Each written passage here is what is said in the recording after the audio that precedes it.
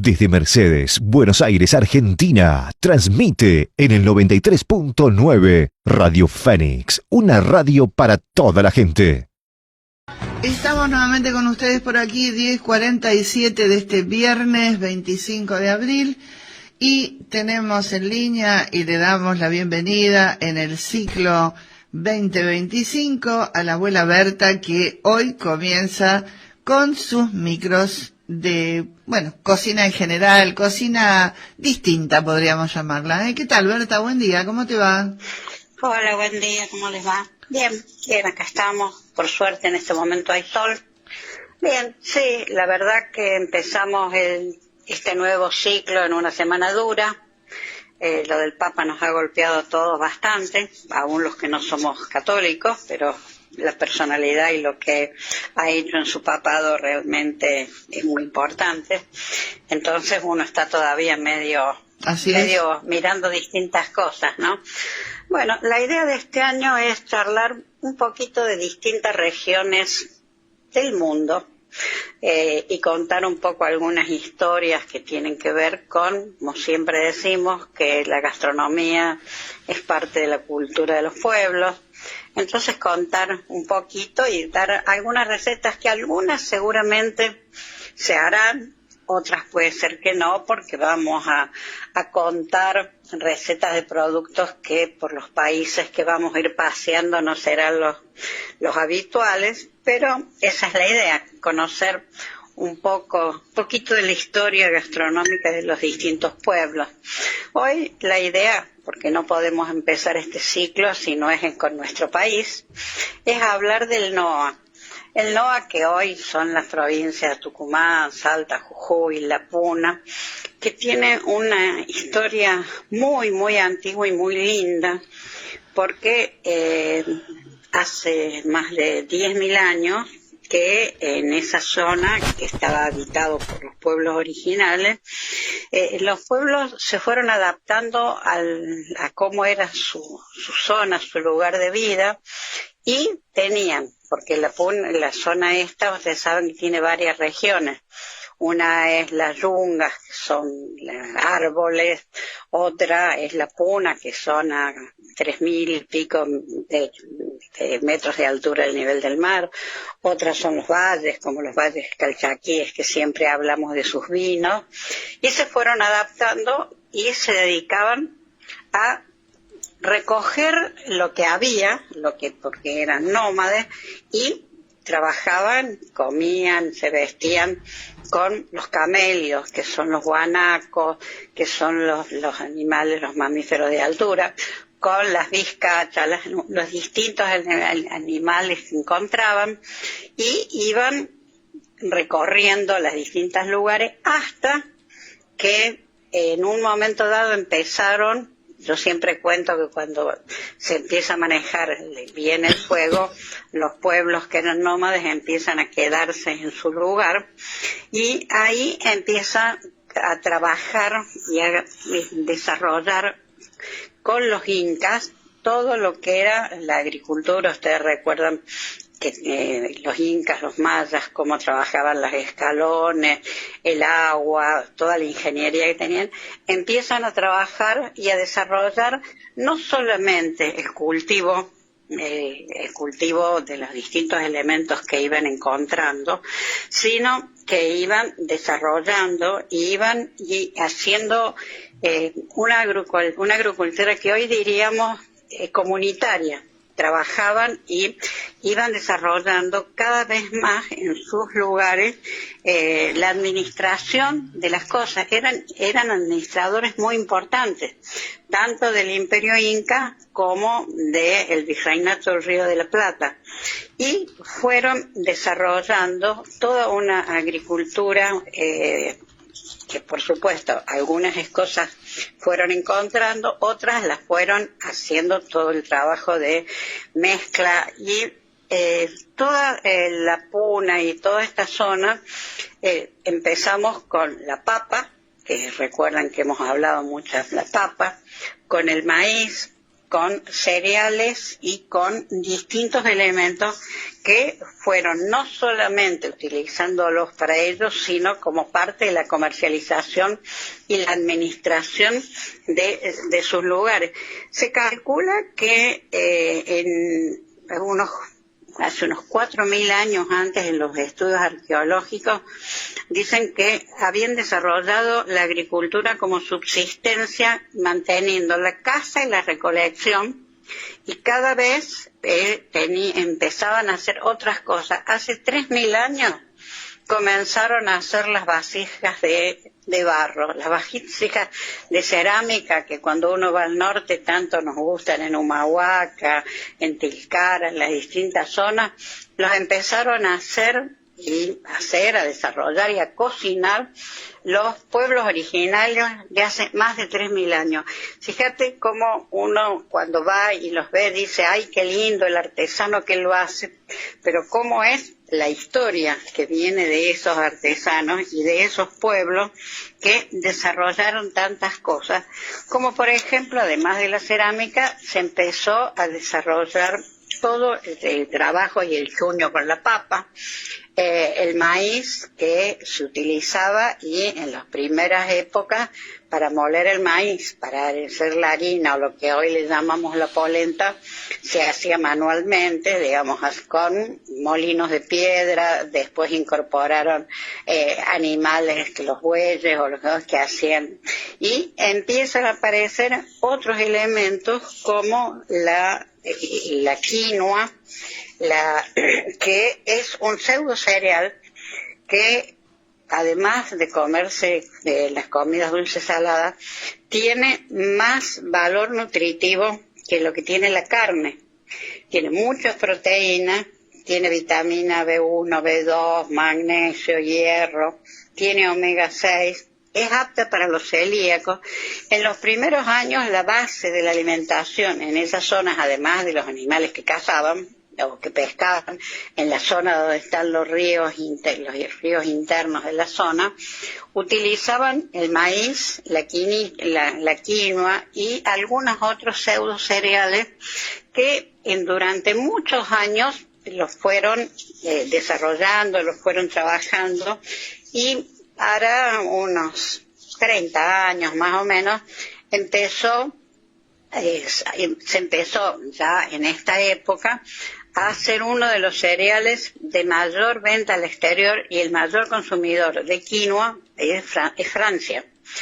Con el tema que nosotros, digamos, del NOA para abajo, no teníamos uso ni conocimiento. Yo conocí la quinoa hace unos 30 años en un congreso que hizo el CFI en Jujuy, y voy a comer a un lugar y me dan unas hamburguesas, un lugar vegetariano, y era de quinoa. La quinoa no tiene sabor, no tiene gusto, pero hay que lavar. Las semillitas son unas semillitas que parecen más chiquitas que el arroz, que hay que lavarlas mucho, varias veces hasta que salen limpias, porque tienen un producto, un elemento químico que es la saponina, que es lo mismo que tiene la mandioca, por lo cual la mandioca no se puede comer cruda. Entonces hay que lavarla. Uno le da un hervor menos que el arroz porque se cocina muy rápido, y se utiliza para hamburguesas, para rellenos de verdura, como no tiene sabor, lo que tiene es mucho valor alimenticio, se incorpora directamente. Uno lo hierve, lo deja en la heladera, en un tupper, y lo pone en cualquiera de estas comidas. La zona del NOA nuestra tiene una importancia muy grande en la historia de la comida. ¿Por qué? Porque han tenido lo que ha venido de los incas, de los mayas, o sea, de los primitivos, de lo regional, de que a medida que se fue desarrollando la sociedad, la gente empezó a utilizar cada una de las cosas que había, y después tenemos la influencia, por un lado, de los españoles, que vinieron directamente con sus comidas y lo que siempre decimos con las comidas de las monjas, de las cosas dulces, y lo que ha venido también con las otras inmigraciones. Y, por ejemplo, se desarrollaron, siempre hablamos de las empanadas del norte, y no se olviden que la empanada tiene su historia, viene de los pueblos árabes, es decir, no somos los creadores de las empanadas, sino son los pueblos árabes. Después tenemos las otras influencias que llegaron con otros pueblos de distintas zonas europeas, que trajeron también y se fueron instalando, pero es una zona donde hay mucha tradición de comida, porque hay mucho sirio-libanés, mucho árabe, mucha tradición de la utilización de la nuez, de la miel, y en una de las zonas, que es más la zona de los valles, se ha desarrollado, y cada vez más, el poroto y las papayas, la palta, que es de esa zona, y distintas quesillos, porque es una zona que hay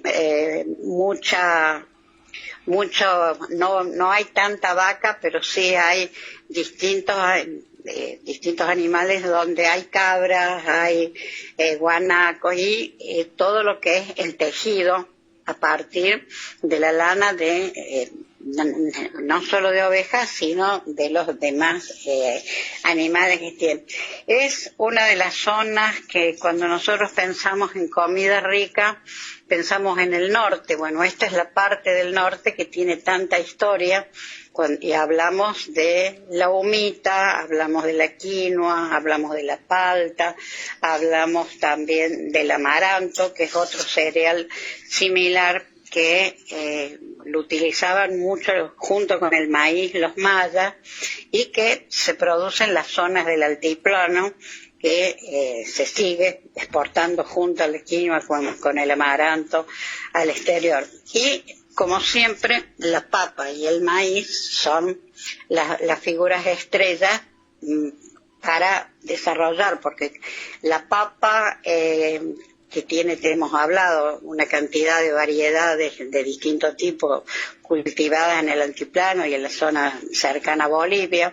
El maíz, que es uno de los elementos básicos de nuestra alimentación, que permite hacer, y no solo hacer distintas cosas, sino que se va nutriendo de distintas cosas, y es una de las zonas donde las comidas tradicionales del NOA han llegado al mundo con cocineros que vienen, o cocineros nuestros o chefs argentinos que van llevando a distintos lugares toda la cocina norteña, que es tan rica. Además, en la zona de los valles, no nos olvidemos que, además de vinos, es una producción, Cachi, esa zona, de la mejor calidad de nuestros productos, de nuestras especies.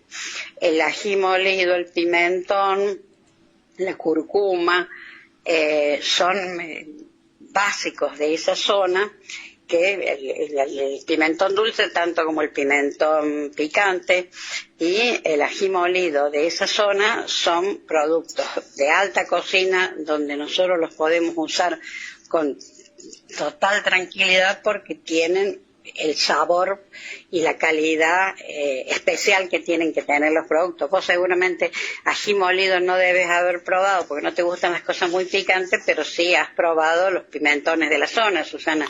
Sí, no, a mí el picante no me gusta, pero sí, las especies son realmente, aparte cuando uno come, por ejemplo, yo que he ido muchísimas veces a Tucumán, y va a los restaurantes que son tradicionales, tanto para comer locro como para comer las empanadas, sí, o humita. Tiene un gusto muy particular que uno de pronto no lo encuentra en otro lado, y se me ocurre que es justamente por el tipo de especies que usan, porque son especies muy puras, ¿no? No tienen prácticamente nada de procesamiento químico ni nada, eso está sacado de la planta. Tiene que ver con el clima, tienen que Claro. ver con el clima, Claro. tienen que ver también con la forma de la producción. En la Puna, que es una zona muy particular, porque es una zona muy alta, hay toda una cocina regional muy importante. Por ejemplo, yo les voy a contar algunas de las cosas que tienen. De los ingredientes autóctonos de la Puna. Cuarto, le llaman a una media res del cordero o de la chiva. Charqui, que se sigue usando, es la carne de vaca sin hueso que se seca al sol. Tienen una papa verde, que nosotros no la hemos visto, chiquita, que es verde y amarilla y que es muy sabrosa. Trabajan con el trigo pelado sin cáscaras, por supuesto con la quinoa y la chuña. Tienen un arbusto en la zona de la Puna que se llama chacona, que es un arbusto de la zona andina que sirve de aromatizante. Lo secan, es como nosotros diríamos un yuyo. Lo secan, lo pican y es para aromatizar. Tienen mucha producción de comino y se utiliza mucho. Tienen nueces porque todo el clima permite y se utilizan las nueces para todo tipo de cosas. Y después hacen, como alguna vez hemos contado, el anchi, que es una mazamorra dulce que se hace con sémola y con pelones, y tienen una variedad, a pesar de ser una zona tan alta, tan difícil, tan inhóspita. Yo tengo un librito de comidas y bebidas de la Puna que tiene como 70 páginas de recetas y que realmente son interesantes para conocerlas. Yo les voy a contar ahora una muy típica de la Puna, que es un picante de pollo. Uno lo puede hacer o no, pero es posible. Con un pollo, 3 cebollas medianas y una pequeña, 1 kilo de papas, medio kilo de chuño negro. La verdad no sé por qué hablan de chuño negro porque no lo explica el libro. 150 gramos de maní crudo, pelado, 100 gramos de queso rallado, un pocillo de aceite, un tomate grande, perejil, 1/4 kilo de arvejas, sal, media cucharadita al ras de ají amarillo molido, que es uno de los ajíes que habitualmente no son los ajíes estos picantes de Perú o de México, sino que es una variedad del morrón que acá se consigue poco, que se raya una vez que está fresco. 2 tazas de caldo o agua hirviendo, media cucharada de pimentón y 4 huevos. Se fríen en aceite las 2 cebollas picadas menudas, se agrega sal y los condimentos, verter el caldo y las arvejas. Dejar en hervor moderado durante... Cumplido este tiempo, colocar las presas de pollo, debiendo continuar su cocción 20 minutos más. Pelar las papas y hacerlas cocer por separado. Y explica cómo se hace el chuño. Dejar en remojo el chuño, es decir, en realidad son las chuños son las papas que se han congelado en la altura, que se ponen para que se sequen y se deshidraten. Entonces ya tienen la papa hecha, el chuño. La noche anterior dejarlas en remojo, cambiar el agua, sacar con la mano las cáscaras del chuño dejándolas limpias en otro recipiente. Cortar los chuños en cubos pequeños lo más iguales posibles. Lavarlos en 3 o 4 aguas hasta que no tenga espuma y cocinarlos en agua en una cantidad que tape el ingrediente durante media hora. Probar si está cocida antes de retirar del fuego y colar. En otra cacerola, fritar media cebolla en tiritas finas y cortas, agregar sal a gusto, el chuño colado, el maní molido y cocido con anticipación.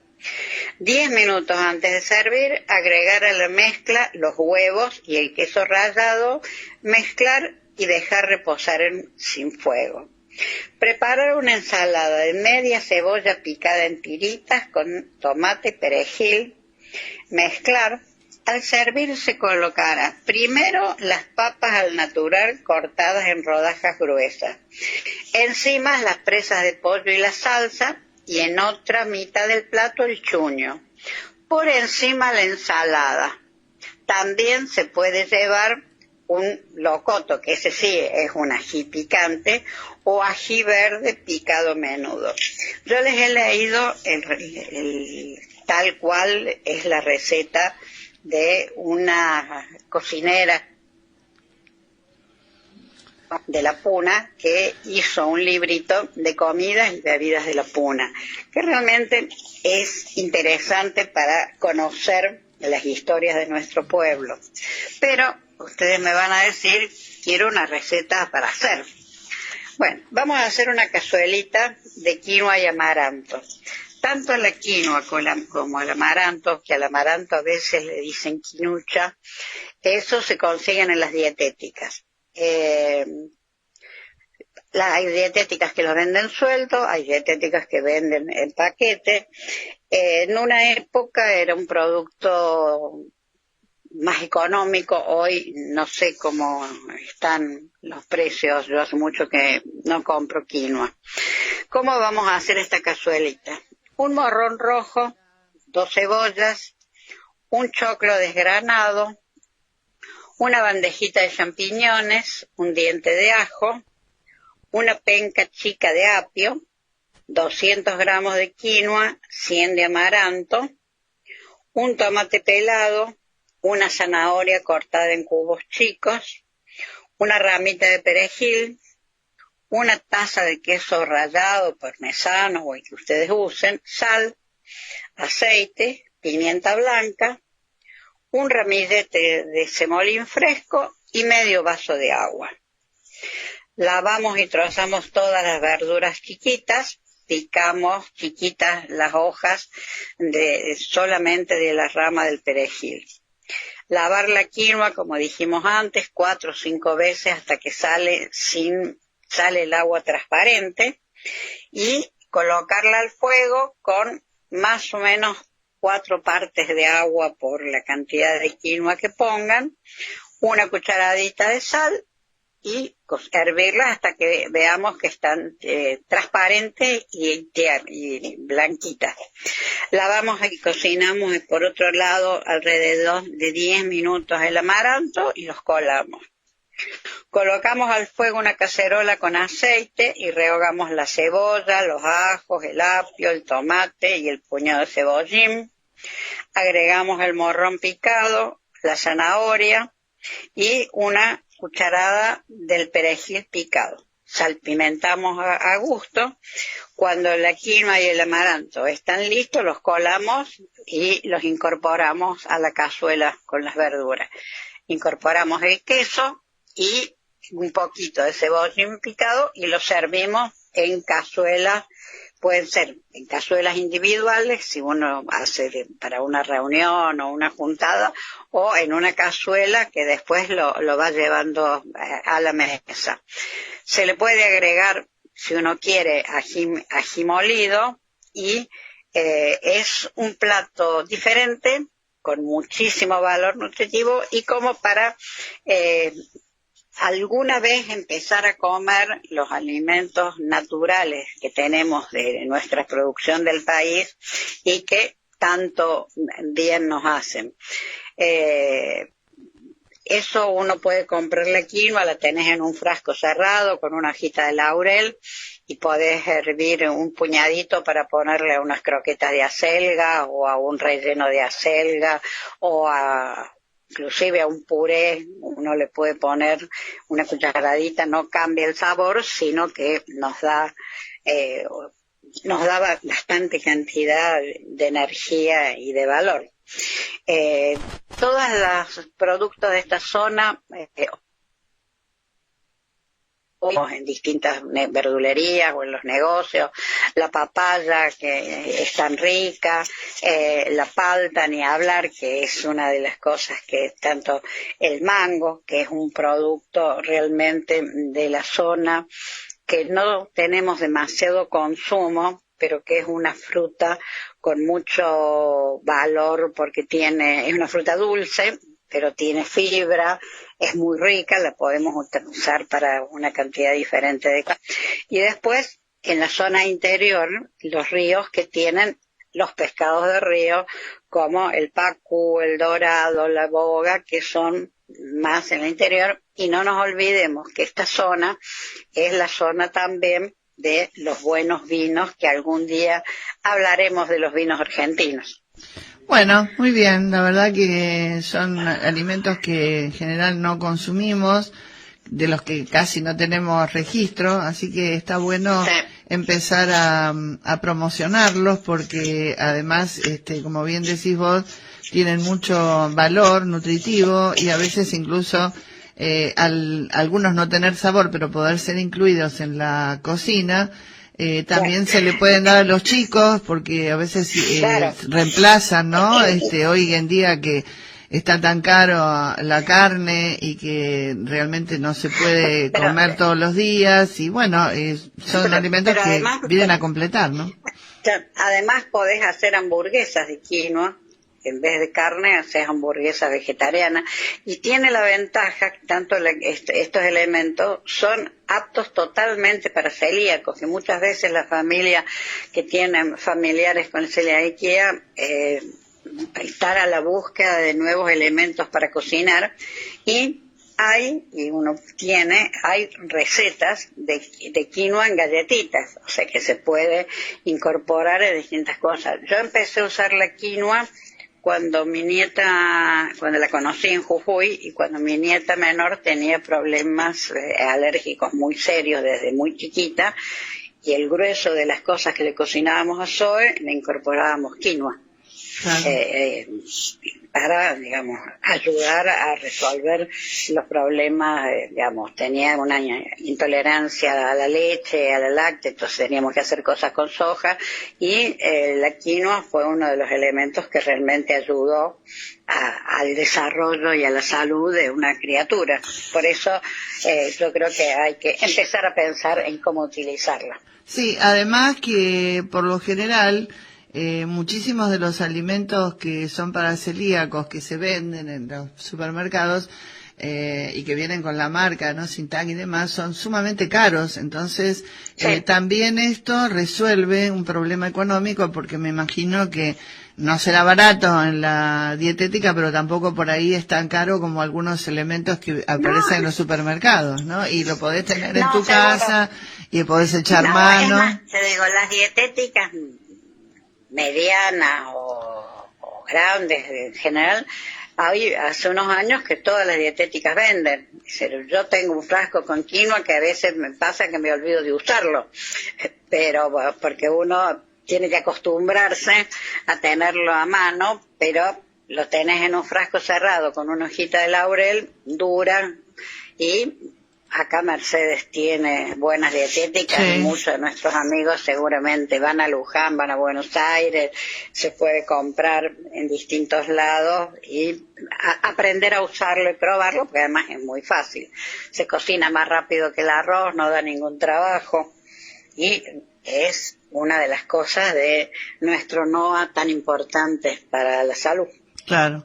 Bueno, muy bien, Berta, un nuevo aporte entonces también para la cocina y para solucionar muchos problemas que las familias por ahí tienen cuando tienen que recurrir a este tipo de alimentos que, como decíamos, son a veces muy caros. Muy bien, nos vemos la próxima, y bueno, muchas gracias, y gracias por estar, y feliz debut entonces, Muchas gracias, dale, nos vemos, un cariño. Hasta luego. Estuvo con nosotros la abuela Berta, trayéndonos sus recetas, y no solamente sus recetas, sino también sus buenos consejos acerca de la manera en que se puede encarar la incorporación de nuevos alimentos en la dieta normal que todos nosotros podemos tener. Desde Mercedes, Buenos Aires, Argentina, transmite en el 93.9 Radio Fénix, una radio para toda la gente.